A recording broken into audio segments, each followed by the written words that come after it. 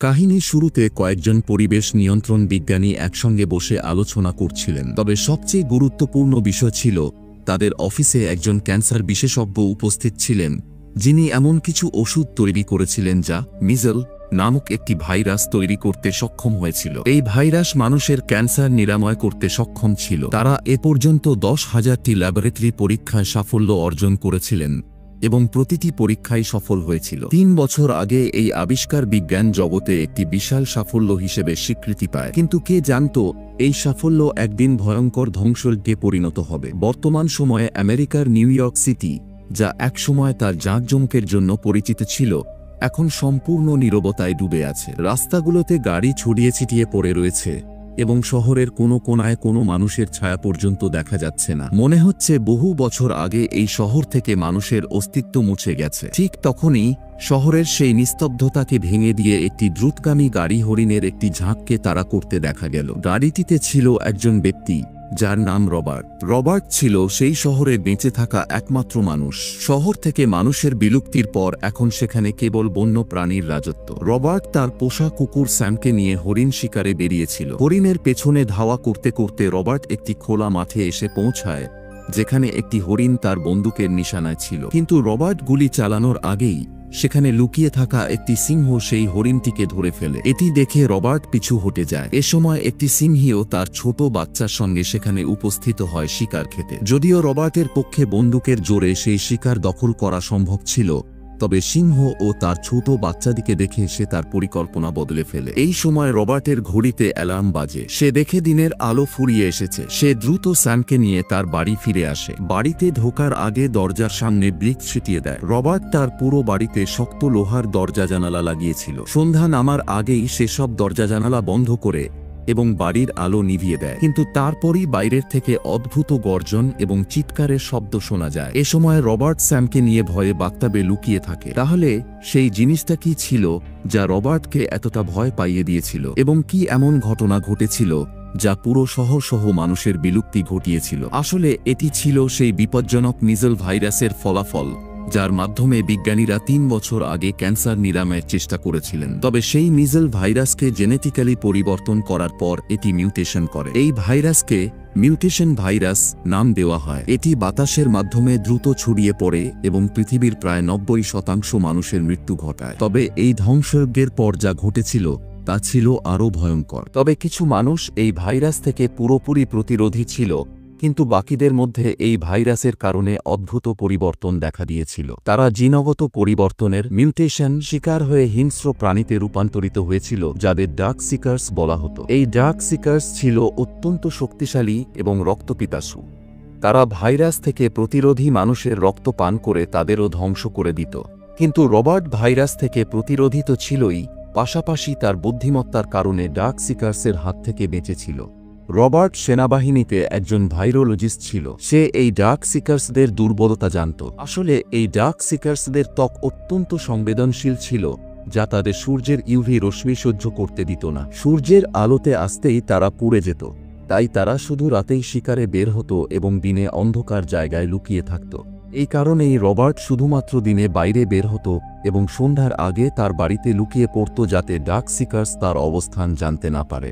এই ডার্ক সিকার্সদের গন্ধ শোঁকার ক্ষমতা খুব তীক্ষ্ণ ছিল, তাই রবার্ট বাড়ির বাইরে ব্লিচ ছড়িয়ে রাখত যাতে ডার্ক সিকার্স তার গন্ধ না পায়। তার এই বুদ্ধির কারণে রবার্ট এখনও জীবিত ছিল, কিন্তু এই জীবন তাকে বোঝা মনে হতো, কারণ 3 বছর আগে এই ধ্বংসের সময় তার স্ত্রী এবং মেয়েও মারা গিয়েছিল।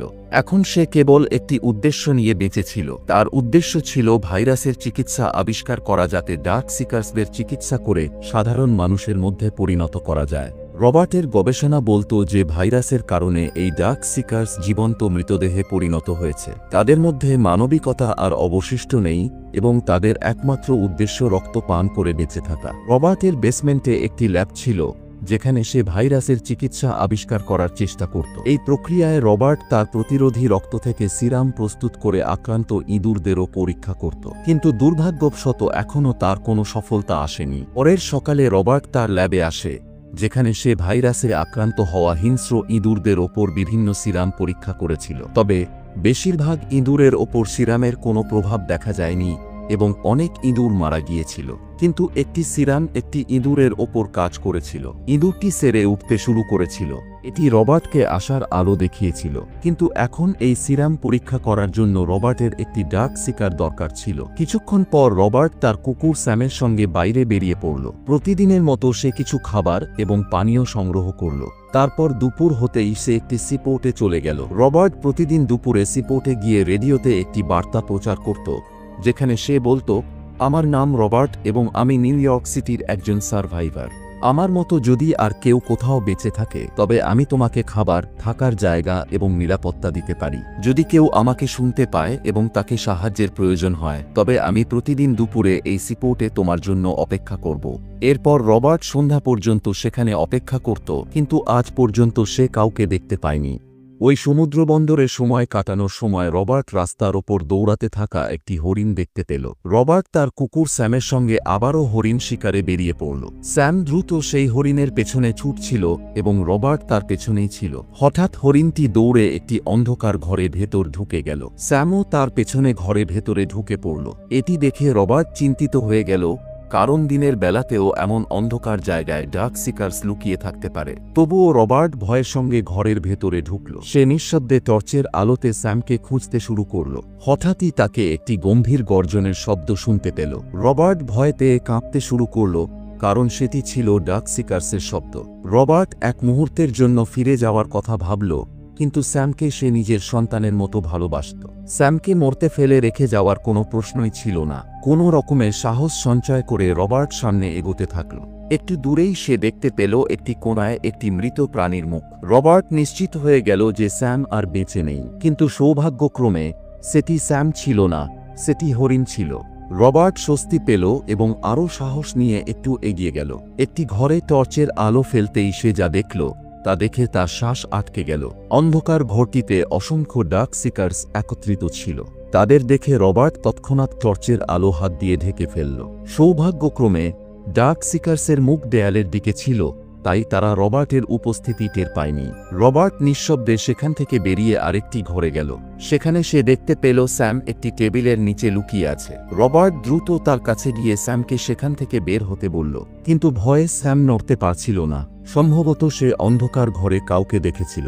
তখন রবার্ট টর্চের আলো অন্ধকারের দিকে ফেলল, আর সেখানেই দেখা গেল একটি ডার্ক সিকার ওঁত পেতে আছে। পরের মুহূর্তেই সেটি গর্জন করে রবার্টের দিকে ঝাঁপিয়ে পড়ল, কিন্তু রবার্ট তাকে গুলিতে মেরে ফেলল এবং স্যামকে নিয়ে সেখান থেকে পালাতে লাগল। কিন্তু গুলির শব্দ শুনে সব ডার্ক সিকার্স রবার্টের পেছনে লাগল। রবার্টের নির্দেশে স্যাম একটি ছোট ছিদ্র দিয়ে বাইরে বেরিয়ে গেল, কিন্তু একটি ডার্ক সিকার রবার্টকে আটকানোর চেষ্টা করল। রবার্ট তখন একটি জানালা ভেঙে বাইরে লাফ দিল। বাইরে রোদে আসতেই সেই ডার্ক সিকারের ত্বক পুড়ে যেতে লাগল এবং তরপাতে তরপাতে সে মারা গেল। রবার্ট এবং স্যাম অল্পের জন্য মৃত্যুর মুখ থেকে ফিরে এলো, কিন্তু রবার্ট তখনও পালায়নি, কারণ তার তৈরি ওষুধ পরীক্ষা করার জন্য একটি ডার্ক সিকার প্রয়োজন ছিল।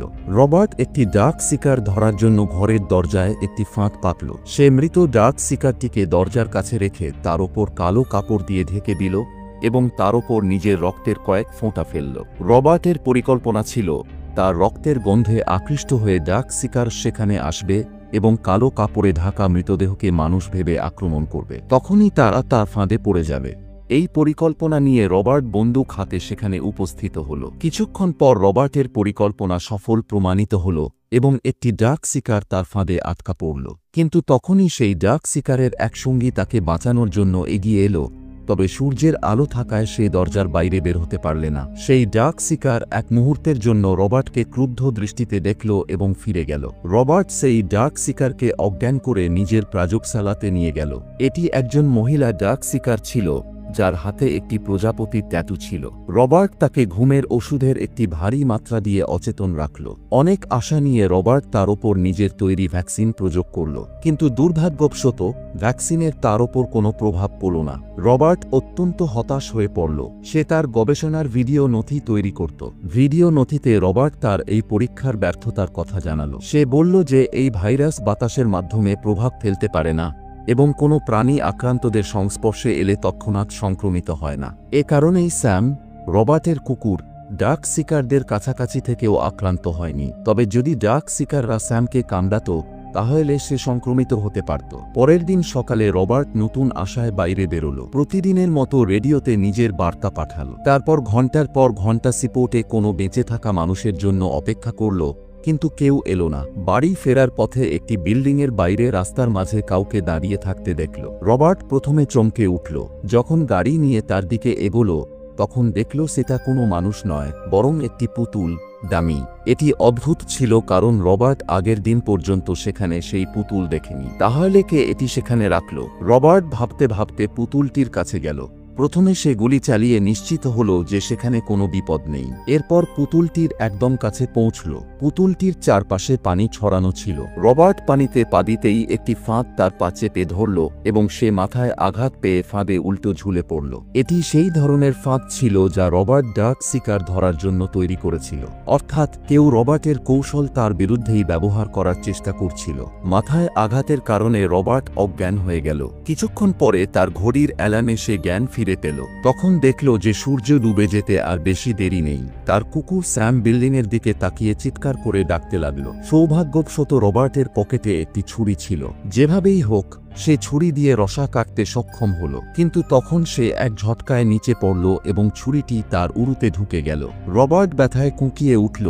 তবে সূর্য ডোবার আর মাত্র কয়েক মুহূর্ত বাকি ছিল। তাই রবার্ট হামাগুড়ি দিতে দিতে গাড়ির দিকে এগোতে লাগল। ঠিক তখনই সেই বিল্ডিং থেকে কাঁচ ভাঙার শব্দ এলো। রবার্ট স্যামকে পালানোর নির্দেশ দিল এবং নিজেও দ্রুত গাড়ির দিকে যেতে লাগল। কিন্তু তখনই সেই জায়গায় সূর্যের আলো পালিয়ে গেল এবং সেই বিল্ডিং থেকে এক ডার্ক শিকার 3টি ক্ষিপ্ত কুকুরের সাথে বাইরে বেরিয়ে এলো। এই কুকুরগুলো সংক্রমিত ছিল এবং ডার্ক শিকারদের মতোই হিংস্র হয়ে উঠেছিল। সেই ডার্ক শিকার তার কুকুরগুলোকে রবার্টের দিকে ছেড়ে দেয়। একটি কুকুর ঝাঁপিয়ে পড়ে রবার্টের দিকে, কিন্তু ঠিক তখনই স্যাম সেই কুকুরের ওপর ঝাঁপিয়ে পড়ে রবার্টকে বাঁচায়। তবে এর মধ্যেই আরেকটি কুকুর রবার্টের দিকে আক্রমণ করে। রবার্ট তখন তার গাড়ি থেকে একটি বন্দুক বের করে সেই কুকুরটিকে গুলি করে। কুকুরটি মারা যায়, কিন্তু তৃতীয় কুকুরটি রবার্টের ওপর চড়াও হয়। কুকুরটি প্রায় রবার্টকে কামড়ে ফেলছিল, তবে শেষ মুহূর্তে স্যাম আবার ঝাঁপিয়ে পড়ে রবার্টকে বাঁচায়। কিন্তু দুর্ভাগ্যবশত সেই কুকুরগুলো স্যামকে কামড়ে দিয়েছিল, যার ফলে স্যাম গুরুতরভাবে আহত হয়। রবার্ট দ্রুত স্যামকে তার ল্যাবে নিয়ে যায়। সেখানে রবার্ট বুঝতে পারে যে ডার্ক শিকার কুকুরের কামড়ে স্যামও ভাইরাসে সংক্রমিত হয়েছে। সে স্যামের ওপরে নিজের তৈরি ভ্যাকসিন প্রয়োগ করে এই আশায় যে এটি হয়তো স্যামের ওপর কাজ করবে। এরপর রবার্ট স্যামকে সন্তানের মতো কোলে নিয়ে বসে থাকে, কিন্তু দুর্ভাগ্যবশত ভ্যাকসিন স্যামের ওপর কোনো কাজ করছিল না। স্যাম দ্রুত ডার্ক শিকারদের মতো হিংস্র হয়ে উঠতে থাকে। এটি দেখে রবার্টের চোখে জল এসে যায়। সে স্যামকে এই যন্ত্রণা সহ্য করতে দেখে থাকতে পারছিল না।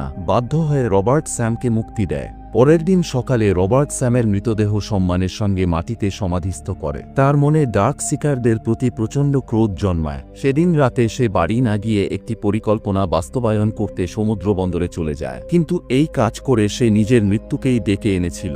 অল্প সময়ের মধ্যেই ডার্ক শিকারদের দল তার দিকে ধেয়ে আসে এবং আক্রমণ শুরু করে। ঠিক তখনই তাদের পেছনে একটি তীব্র আলো জ্বলে ওঠে। সেটি ছিল রবার্টের গাড়ির আলো। আসলে সমুদ্র বন্দরে থাকা ব্যক্তি ছিল একটি ডামি, আর রবার্ট তার গাড়িতে লুকিয়েছিল। পর মুহূর্তেই রবার্ট ডার্ক শিকারদের তার গাড়ি দিয়ে আক্রমণ করা শুরু করে। কিন্তু ডার্ক শিকারদের সংখ্যা এবং শক্তির কাছে রবার্ট বেশিক্ষণ টিকতে পারল না। তারা রবার্টের গাড়ি উল্টে দেয়, যার ফলে রবার্ট গুরুতর আহত হয়। তখনই একটি ডার্ক শিকার রবার্টের গাড়ির ভেতরে ঢুকে পড়ে। রবার্টের আর বাঁচার কোনো উপায় ছিল না। ঠিক তখনই চারপাশে একটি তীব্র আলো জ্বলে ওঠে, যা দেখে সমস্ত ডার্ক শিকার পালিয়ে যায়। এর মধ্যেই কেউ একজন রবার্টকে গাড়ি থেকে টেনে বের করে নিয়ে যায়। রবার্টকে বাঁচানো সেই ব্যক্তি একজন মেয়ে ছিল। মেয়েটি তাকে নিজের গাড়িতে করে নিয়ে যাচ্ছিল। সে রবার্টকে জিজ্ঞাসা করে, তোমার বাড়ি কোথায়? আহত রবার্ট কাঁপা কণ্ঠে মেয়েটিকে তার ঠিকানা জানায়। তারপর বলে, রাতে আমার বাড়ি যাওয়া নিরাপদ হবে না। ডার্ক শিকাররা আমার অবস্থান জেনে ফেলতে পারে, তাই সকাল পর্যন্ত অপেক্ষা করো। এই কথা বলে রবার্ট অজ্ঞান হয়ে যায়। কিছুক্ষণ পর রবার্টের যখন জ্ঞান ফেরে, তখন সে দেখে সে তার বাড়িতে আছে। তখন সকাল হয়ে গিয়েছিল। রবার্ট লক্ষ্য করে যে কেউ তার পায়ের ক্ষত সেলাই করে দিয়েছে। ঠিক তখনই রান্নাঘর থেকে কিছু আওয়াজ আসে। রবার্ট বন্দুক হাতে নিয়ে রান্নাঘরে যায়। সেখানে গিয়ে দেখে সেই মেয়েটি উপস্থিত। যে মেয়েটি গত রাতে রবার্টের জীবন বাঁচিয়েছিল, তার সঙ্গে সেখানে একজন ছোট ছেলেও উপস্থিত ছিল। তাদের দেখে রবার্ট তার বন্দুক নিচে নামিয়ে রাখল। এরপর রবার্ট সেই মেয়েটিকে জিজ্ঞাসা করল, তোমরা কারা? কোথা থেকে এসেছ? মেয়েটি উত্তর দিল, আমার নাম আনা, আরে হলো ইথান, আমরা মেরিল্যান্ড থেকে এসেছি। রেডিওতে তোমার বার্তা শুনে গতকাল দুপুরে আমরা তোমার উল্লেখ করা সমুদ্র বন্দরে পৌঁছাই এবং তখন থেকেই তোমার অপেক্ষায় ছিলাম। তবে আমি ভাবিনি যে তোমার সঙ্গে এমন পরিস্থিতিতে দেখা হবে। আনা আরও বলল, আমরা এখান থেকে ভারমন্ট যেতে চাই। সেখানে একটি নিরাপদ এলাকা আছে যেখানে আমাদের মতো আরও অনেক জীবিত মানুষ আছে। এ কথা শুনে রবার্ট বিরক্ত হয়ে বলল, তোমার তথ্য ভুল। এখন আর পৃথিবীতে কোনো নিরাপদ এলাকা নেই, আর কোনো জীবিত মানুষও নেই। কিন্তু আনা আবার বলল, আমার কথা বিশ্বাস করো, ভারমন্টের পাহাড়ে সত্যিই জীবিত মানুষের একটি উপনিবেশ আছে। সেখানে সবাই এই ভাইরাস থেকে সুরক্ষিত, কারণ এটি বরফে ঢাকা অঞ্চল যেখানে এই ভাইরাস টিকে থাকতে পারে না। রবার্ট এ কথা শুনে রেগে গিয়ে নিজের ঘরে চলে গেল। কিছুক্ষণ পর মাথা ঠান্ডা হলে সে ফিরে এসে আনার কাছে তার খারাপ ব্যবহারের জন্য ক্ষমা চাইল। রবার্ট আনার কাছে জানতে চাইল, তোমরা এতদিন কিভাবে বেঁচেছিলে? আনা জানালো, সংক্রমণ ছড়িয়ে পড়ার পর সে একটি জাহাজে লুকিয়েছিল যেখানে তার সঙ্গে ইথান এবং আরও কয়েকজন ইমিউন জীবিত মানুষ ছিল। কিন্তু একদিন ডার্ক সিকাররা তাদের আক্রমণ করে এবং তাদের সঙ্গীদের মেরে ফেলে। কোনোভাবে আনা এবং ইথান পালিয়ে যেতে সক্ষম হয়। আনা বলল, আমাদের লক্ষ্য এখন নিরাপদ এলাকায় পৌঁছানো। আজ অনেক রাত হয়েছে, তাই আমরা কাল সকালে যাত্রা শুরু করব। কিন্তু রবার্ট বলল, আমি এখান থেকে কোথাও যাব না। এটা আমার শহর, আর আমি এই শহরকে নিরাপদ করতে চাই। আমি যেভাবেই হোক ভাইরাসের প্রতিষেধক খুঁজে বের করব। এ কথা শুনে আনা চুপ হয়ে গেল। কিছুক্ষণ পরে রবার্ট আনা এবং ইথানকে নিয়ে সেই ফাঁদের কাছে গেল যেখানে তাকে ডার্ক সিকাররা আটকে রেখেছিল। রবার্ট অবাক হয়ে দেখল যে ডার্ক সিকাররা এতটাই চালাক হয়ে উঠেছে যে তারা তাকে তারই তৈরি ফাঁদে ফেলে দিয়েছে। এতদিন রবার্ট মনে করত ডার্ক সিকাররা শুধুই জীবন্ত মৃতদেহ, যাদের না কোনো চিন্তা করার ক্ষমতা আছে, না ভালোবাসা বা ঘৃণার মতো আবেগ। এটি শুনে আনা অনুমান করল সম্ভবত ডার্ক সিকাররা ধীরে ধীরে উন্নতি করছে। এরই মধ্যে রবার্ট এবং আনা একটি পুলের পাশে বসেছিল, আর ইথান সেই পুলে ডুব দিচ্ছিল। এতদিন পর জীবিত মানুষের সঙ্গে দেখা হওয়ায় রবার্টের মন কিছুটা হালকা হয়েছিল। এই সময় পুলে ডুব দিতে দিতে ইথান বলল, এই পানি কত ঠান্ডা। এ কথা শুনে রবার্টের মাথায় যেন একটি চিন্তার ঝলক খেলল। সে তৎক্ষণাৎ তার ল্যাবে চলে গেল। সেখানে সে সেই নারী ডার্ক সিকারকে বরফের মধ্যে শুইয়ে রাখল, যাকে সে প্রতিষেধক পরীক্ষা করার জন্য ধরে রেখেছিল। আনা যেমন বলেছিল, ভাইরাস ঠান্ডায় টিকে থাকতে পারে না, তাই রবার্ট তার তাপমাত্রা কমিয়ে নিজের তৈরি ভ্যাকসিন ইনজেক্ট করল। রবার্টের ধারণা ছিল হয়তো এই পদ্ধতিতে প্রতিষেধক কাজ করবে। এই সময় আনা ল্যাবে এসে দেখল রবার্ট ল্যাবের দেওয়ালে অনেক ডার্ক সিকারদের ছবি লাগিয়ে রেখেছে। এনা রবার্টকে জিজ্ঞাসা করল, এদের কি হলো? রবার্ট উত্তর দিল, আমি আমার টিকা পরীক্ষা করার জন্য তাদের বন্দী করেছিলাম, কিন্তু পরীক্ষার সময় তারা সবাই মারা গেছে। এটা শুনে এনা স্তব্ধ হয়ে গেল। এভাবেই সন্ধ্যা নেমে এলো। রবার্ট এথানকে তার মেয়ের ঘরে শুইয়ে দিল। তারপর সন্ধ্যার আগেই বাড়ির সমস্ত জানালা এবং দরজা বন্ধ করতে শুরু করলো। এই সময় এনা বলল, তুমি যদি আমাদের সঙ্গে নিরাপদ এলাকায় যেতে তাহলে আমি খুশি হতাম। রবার্ট বিরক্ত হয়ে বলল, তুমি কিভাবে বলতে পারো যে সেখানে কোনো জীবিত মানুষের কলোনি আছে? তোমাকে এটা কে বলেছে? এনা উত্তর দিল, ঈশ্বর। যা কিছু ঘটছে সবই ঈশ্বরের ইচ্ছা। ঈশ্বরই আমাকে রেডিও চালাতে বলেছিলেন, তখনই আমি তোমার বার্তা পেয়েছিলাম। ঈশ্বরই আমাকে সঠিক সময় তোমার কাছে পাঠিয়েছিলেন, নইলে তুমি এতদিনে মারা যেতে। বিশ্বাস করো রবার্ট, যদি তুমি শান্ত হয়ে শোনো তাহলে ঈশ্বরের কণ্ঠস্বর শুনতে পাবে। তিনি তোমাকে বলবেন কি করতে হবে। এ কথা শুনে রবার্ট প্রচণ্ড রেগে গেল এবং বলল, শোনো, এই পৃথিবীতে কোনো ঈশ্বর নেই। এই সব কিছুই মানুষের ভুল, আর এই ভুল শুধরানো আমাদেরই দায়িত্ব। ঠিক তখন রবার্ট বাইরে ভাঙচুরের শব্দ পেল। সে আতঙ্কিত হয়ে এনার দিকে তাকিয়ে জিজ্ঞেস করল, যখন তুমি আমাকে ডার্ক সিকারদের হাত থেকে বাঁচিয়ে এখানে এনেছিলে তখন কি রাত ছিল? এনা বলল, তোমার প্রচুর রক্তক্ষরণ হচ্ছিল, তাই আমাকে রাতে তোমাকে এখানে আনতে হয়েছিল। এ কথা শুনে রবার্ট সতর্ক হয়ে গেল। সে বুঝতে পারল ডার্ক সিকাররা তার আস্তানার সন্ধান পেয়ে গেছে। একটি ছোট জানালা দিয়ে বাইরে তাকিয়ে দেখল ডার্ক সিকাররা বিভিন্ন বাক্স হাতে নিয়ে তার বাড়ির দিকে এগিয়ে আসছে। এ দেখে এনা দ্রুত ইথেনের ঘরের দিকে দৌড়ে গেল, আর রবার্ট বাড়ির চারপাশে লাগানো বিশাল ফ্ল্যাশলাইটগুলো চালু করলো। কিন্তু ডার্ক সিকারদের যেন মৃত্যুর কোনো ভয় ছিল না। তারা লাইট ভেঙে এগিয়ে এলো। রবার্ট একটি রিমোট কন্ট্রোল বের করলো। বাড়ির চারপাশে রাখা গাড়িগুলোর ভেতরে বোম লাগানো ছিল। ডার্ক সিকারদের দল যখন গাড়ির কাছাকাছি পৌঁছালো রবার্ট রিমোট দিয়ে চারপাশে বিস্ফোরণ ঘটালো। এতে শত শত ডাক শিকার ধ্বংস হয়ে গেল, কিন্তু বিস্ফোরণের ফলে বাড়ির দরজা দুর্বল হয়ে পড়ল। তা সত্ত্বেও রবার্ট তৎক্ষণাৎ এনা ও ইথেনের কাছে উপরের ঘরে রওনা দিল। উপরে পৌঁছে রবার্ট দেখল একটি ডাক শিকার ছাদ ভেঙে ভেতরে ঢুকে তার সঙ্গীদের প্রবেশের পথ তৈরি করছে। এ দেখে এনা আর ইথন ভয়ে একটি টেবিলের নিচে লুকিয়েছিল। ঠিক তখন রবার্ট টেবিলে একটি বন্দুক দেখতে পেল। এই সময় ইথন ভয়ে চিৎকার করে ওঠে। ডাক শিকার তাদের দেখে তাদের দিকে ঝাঁপিয়ে পড়ল। রবার্ট সঙ্গে সঙ্গে বন্দুকটি তুলে নিয়ে ডাক শিকারকে গুলি করে মেরে ফেলল। কিন্তু ঠিক তখনই রবার্ট জানালা দিয়ে বাইরে তাকিয়ে দেখে যে অসংখ্য ডাক শিকার তার বাড়ির দিকে এগিয়ে আসছে। তাদের মধ্যে সেই ডাক শিকারও ছিল যে রবার্টকে তার সঙ্গীকে ফাঁদে ফেলার সময় দেখেছিল। সে ডাক শিকারদের নেতা বলে মনে হচ্ছিল। তাকে ক্রোধে দেখেই রবার্ট অ্যানা এবং ইথানকে নিয়ে বেসমেন্টে তার পরীক্ষাগারে চলে গেল এবং দরজাগুলো ভালোভাবে বন্ধ করে দিল। এই সময় রবার্ট এবং অ্যানা দেখল যে রবার্টের পদ্ধতি কাজ করেছে। পরীক্ষাগারে থাকা সেই ডাক শিকারের ওপর রবার্টের ভ্যাকসিন কাজ করতে শুরু করেছে। ডাক শিকারটি সুস্থ হতে শুরু করেছিল, কিন্তু ঠিক তখনই ডাক শিকারেরা বেসমেন্টের দরজা ভেঙে পরীক্ষাগারের ভিতরে ঢুকে পড়ল। সেই মুহূর্তে